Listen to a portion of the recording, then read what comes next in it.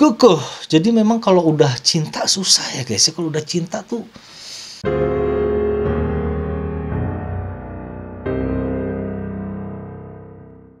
Hello guys, welcome to my channel. Gimana kabar kalian semua? Sehat? Mantap. Kali ini ya guys, gue mau cerita tentang kisah percintaan yang berakhir tragis gitu. Mungkin bisa jadi saingan Romeo and Juliet guys ya. Ini sedih banget nih cerita. Jadi ini berkisah tentang wanita cantik namanya Blanche Monnier. Blanche Monnier ini lahir tanggal 1 Maret 1849. Blanche Monnier itu punya ibu namanya Louis Monnier dan punya kakak laki-laki namanya Marcel Monnier. Mereka itu adalah keluarga yang sangat terpandang guys. Jadi pada tahun 1800-an itu kan sebutan bangsawan itu kan masih sangat kental ya, derajat-derajat keluarga itu masih sangat kental. Nah, sedangkan keluarga si Blanche Monnier ini itu termasuk keluarga yang ya berada di tingkat kasta tertinggi lah gitu, karena udah kaya, sering nyumbang ke pemerintah Prancis gitu kan, ke pemerintahan kota Poitiers itu. Kehidupan si cantik Blanche Monnier ini sehari-hari itu seperti kalau sekarang itu sosialita gitu guys. Gaul, terus pergaulannya dengan bangsawan-bangsawan lain nih. Dan sangat banyak orang yang ingin meminang dirinya guys. Ingin memiliki dirinya sebagai seorang istri itu banyak banget dari kaum bangsawan-bangsawan, kaum jet set gitu ya pada masanya seperti itu. Tapi satu pun gak ada yang diterima gitu. Jadi mungkin tetap aja ya serak-serakan ya. Mungkin beda sama ibunya. Kalau ibu kan ibunya itu lebih mementingkan kebangsawanannya gitu, nama keluarganya seperti itu. Tapi rupanya si Blanche Monnier ini tidak begitu ngaruh ya. Hingga pada suatu hari dia itu berumur 25 tahun guys. Dia jatuh cinta. Jatuh cintanya yang pertama kepada yang namanya itu Benjamin guys. Benjamin ini orang biasa. Dia itu hanya sebagai seorang pengacara. Pengacara juga pengacara kurang laku gitu guys ya. Udah gitu dia berasal dari keluarga yang biasa juga. Bapaknya itu seorang pengusaha. Tapi pengusahanya itu pengusaha bangkrut gitu guys. Jadi ya keluarga bangkrut lah kalau bisa disebut seperti itu ya. Ibunya si Louis mendengar kabar itu guys. Langsung Ibu Louis marah, tidak setuju, jelas tidak setuju ibunya. Si kakaknya juga mendukung ibunya, si Marcel ini nggak setuju kalau adiknya sampai menikah dengan orang yang biasa aja gitu kan, karena mereka benar-benar menganggap nama keluarga itu sebagai harus benar-benar dijaga seperti itu. Si ibunya kemudian menyuruh si Blanche ini untuk putus dari pacarnya, jangan dilanjutkan hubungan itu. Kamu tidak boleh berpacaran dengan Benjamin itu karena banyak bangsawan kaya dan lebih ganteng gitu untuk menjadi suamimu seperti itu. Sampai akhirnya ibunya memaksa, awas kalau kamu pacaran dengan Benjamin lagi, lihat apa yang terjadi. Si Blanche Monnier ini sangat sedih guys mendengar pendapat dari ibunya tentang pacarnya ini, sangat sedih kan. Akhirnya karena takut juga si Blanche ini, kalau zaman sekarang kan namanya backstreet ya, pacaran diem-diem itu guys. Mereka itu pacaran diem-diem itu hampir selama 2 tahun guys. Ibu dan kakaknya itu nggak ada yang tahu gitu bahwa mereka itu sering backstreet. Jadi dipikir wah si Blanche ini udah menjauh dari si Benjamin, udah aman lah gitu kan. Hingga suatu ketika si ibunya ini mencurigai tingkah lakunya si Blanche ini. Kenapa dia tiba-tiba sering menghilang dari rumah, katanya mau jalan-jalan, tapi itu dilakukan seminggu 3 kali seperti itu. Sampai dia menyuruh si kakaknya ini, si Marcel ini, menyuruh anaknya yang tertua ini untuk coba deh kamu buntutin ini si Blanche ini, dia pergi kemana sih. Akhirnya pada suatu hari si Blanche tuh seperti biasa nih izin mau jalan-jalan gitu kan ke kota, mau lihat-lihat di pasar seperti itu. Si Marcel buntutin di belakang guys, buntutin dari jauh. Bener si Blanche ini ternyata ke pinggiran kota guys. Dia ke pinggiran kota dan ketemuan dengan si Benjamin. Langsung si Marcel ini balik ke rumah, laporan sama ibunya. Mereka datang berdua menghampiri tempat si Blanche itu. Setelah ibunya datang ke tempat bertemunya si Benjamin sama si Blanche ini, si Blanche ini langsung lari guys. Langsung lari set. Kemudian si Benjamin mau mengejar si Blanche ini, tapi dicegah sama ibunya. Kamu orang terkutuk, diam kamu. Seperti itu kan. Nah akhirnya yang ngejar si Blanche itu kakaknya si Marcel guys. Dikejar set. Jadi peristiwa itu membuat si Benjamin ini berpikir bahwa si Blanche itu berhasil kabur guys. Padahal si Blanche ini berhasil ditangkap oleh si Marcel dan dibawa balik ke rumahnya. Seperti itu guys. Sehingga untuk peristiwa mengerikan yang akan datang untuk si Blanche ini, si Benjamin tidak mencurigainya. Nah, begitu sampai rumah, itu si Blanche ini dimasukkan ke dalam kamar guys, dalam kamar. Jadi kamar itu nggak ada jendela ya. Kamar itu di loteng di atas, di kamar paling atas itu nggak ada jendela dan tempatnya itu gelap guys. Itu cuman ada tempat tidur aja gitu, tempat tidur aja satu gitu. Udah itu aja isinya, nggak ada kamar mandi guys. Dimasukin situ, set, ibunya bilang, kamu gak akan keluar sebelum kamu memutuskan hubungan dengan si Benjamin. Tapi si Blanche ini bersikeras. Ibu, aku telah mencintainya dengan sepenuh hati. Ibu tidak bisa memaksa kehendakmu seenaknya saja. Akhirnya si ibunya marah, ditutup pintunya kamar. Brak, dikembok, jebret.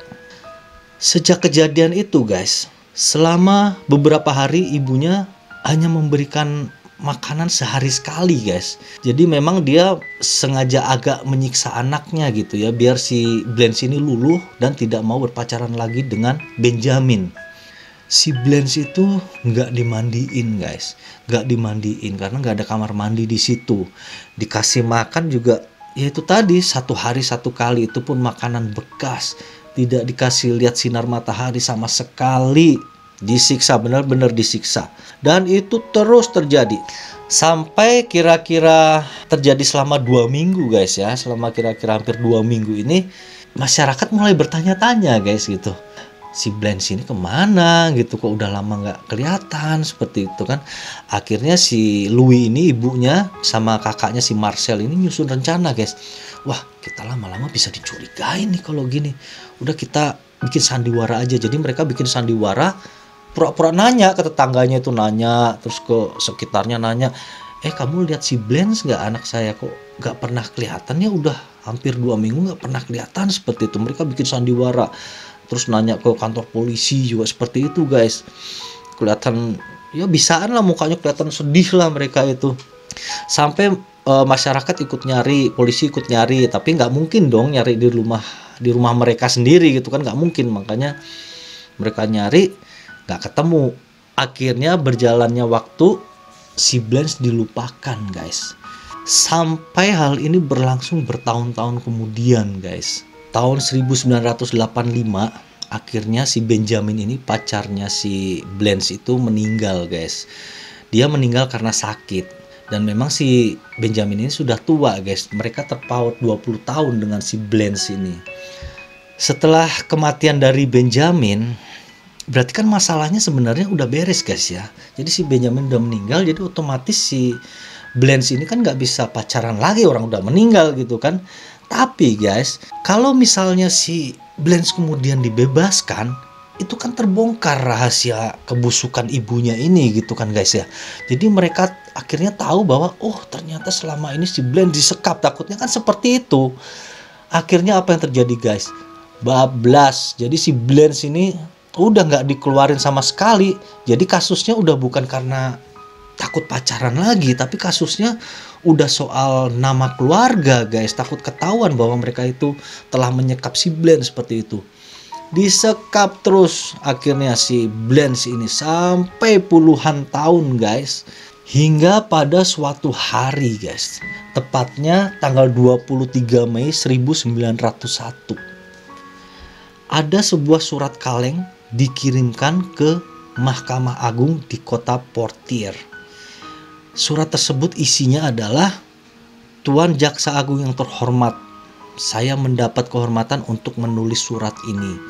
Saya memberitahukan bahwa ada kejadian luar biasa, seorang wanita dikurung di loteng di rumah Louis Monier. Dan kejadian ini telah berlangsung selama 25 tahun terakhir. Setelah membaca surat itu, mahkamah itu, Jaksa Agung ini awalnya nggak percaya guys ya. Wah, nggak mungkin lah Louis Monier melakukan itu. Dia kan seorang bangsawan sejati, sering ngasih sumbangan ke kota, dermawan seperti itu. Nggak mungkin. Tapi mungkin sebagai seorang yang bergerak di hukum guys ya, mungkin ada insting untuk menyelidiki seperti itu tentang kebenaran gitu, sekecil apapun. Akhirnya dia memerintahkan polisi guys untuk menuju rumah Louis Monier ini dan menggeledah rumahnya. Apakah benar yang tertulis di surat kaleng tersebut? Seperti itu. Polisi pun datang ke rumah Louis Monier. Begitu datang, disambut dengan Louis Monier nggak enak guys.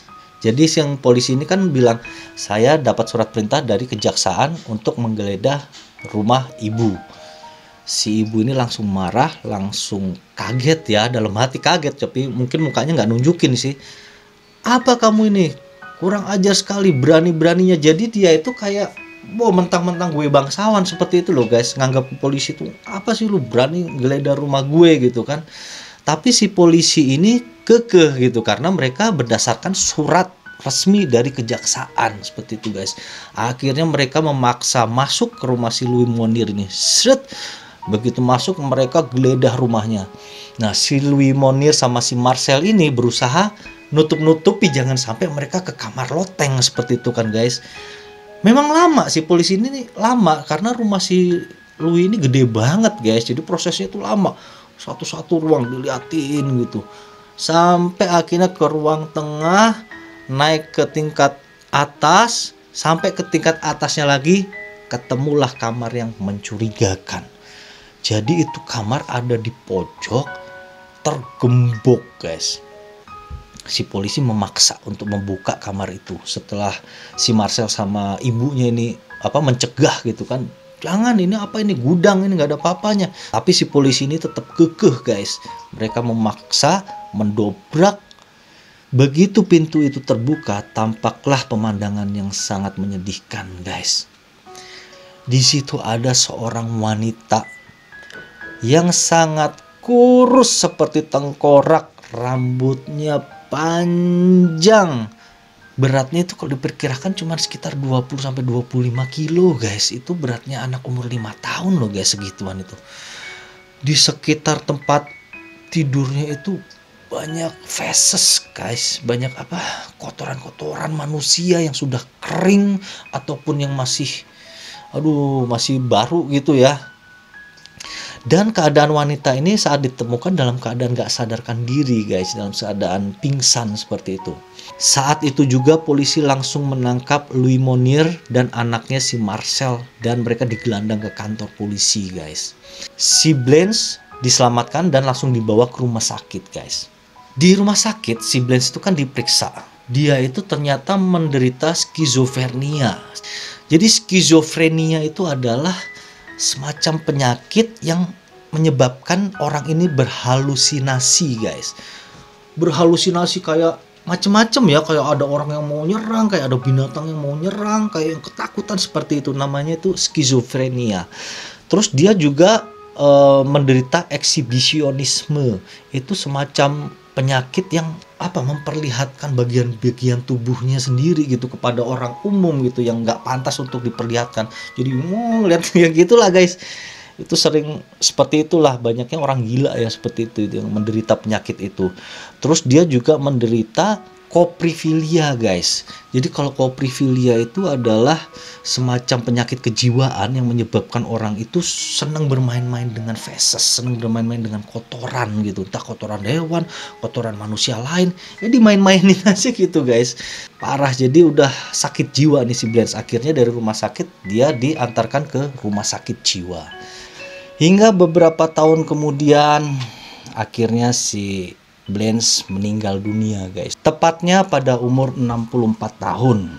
Sedangkan nasib ibunya guys, ibunya itu meninggal dunia juga itu tak berselang setelah ketahuan oleh kepolisian. Jadi tepatnya itu sekitar 15 hari ibunya meninggal karena serangan jantung. Sebelum meninggal, pada saat kritisnya, ibunya sempat berujar sambil meneteskan air mata. Dia bilang, "Oh, Blanche, anakku yang malang." Seperti itu, guys. Sedangkan nasib kakaknya si Blanche Monnier ini, yaitu si Marcel, dia itu dibebaskan, hanya ditahan selama beberapa hari, kemudian sidang hingga dibebaskan. Karena hukum pada waktu itu tidak ada peraturan yang mengatur untuk hukuman bagi orang yang membantu secara langsung pelaku kejahatan tersebut. Jadi kalau misalnya ini ada pelaku utama si A, si B ini membantu untuk melakukan kejahatan tersebut. Itu belum ada hukum yang mengatur untuk menghukum si B, seperti itu, guys. Makanya dibebaskan nih si Marcel. Dan memang pada saat itu si Marcel adalah kandidat calon wakil wali kota. Jadi orang terpandang, orang kuat juga, guys. Nah, untuk mengenai surat kaleng itu, guys, itu kan jadi misteri ya. Siapa yang ngirim gitu? Mereka memang selain si Marcel Louis dan si Blanche ini, mereka ada orang lain juga, yaitu pembantunya, guys. Tapi si pembantu ini tidak tahu apa-apa. Maksudnya si pembantu ini tidak boleh naik ke lantai 2. Jadi si kamarnya si Blanche itu kan di lantai 3, tapi si pembantu ke lantai 2 aja nggak boleh gitu kan. Jadi aman lah, nggak mungkin tahu gitu. Kalau menurut saya, guys, ya itu kayaknya kakaknya sendiri yang ngirim, si Marcel, seperti itu. Jadi mungkin hatinya terketuk melihat penderitaan adiknya yang luar biasa seperti itu. Akhirnya dia sadar atau gimana, menulis surat kaleng kepada kejaksaan. Mungkin seperti itu, karena kalau dari orang lain ada tamu juga nggak mungkin sampai tahu mereka lihat ke lantai atas seperti itu, guys. Pasti kakaknya sih, guys, kalau saya bilang. Bagaimana kalau menurut Anda? Silahkan nanti tulis di komen ya, kira-kira siapa penulis surat kaleng tersebut. Jadi hikmah yang kita ambil dari cerita ini adalah arti kekuatan cinta kali, guys, ya. Cinta itu sangat kuat dan dapat mengalahkan apapun. Jangankan hanya 25 tahun, meskipun hukuman yang lebih berat sekalipun orang akan dapat bertahan. Itu karena kekuatan cinta, guys. Dan dunia ini akan bisa damai selamanya kalau semua orang mempunyai cinta di hatinya, guys. Kalian setuju kan? Mungkin segitu dulu cerita dari saya. Semoga kalian semua terhibur. Terima kasih atas perhatiannya. Thank you and see you.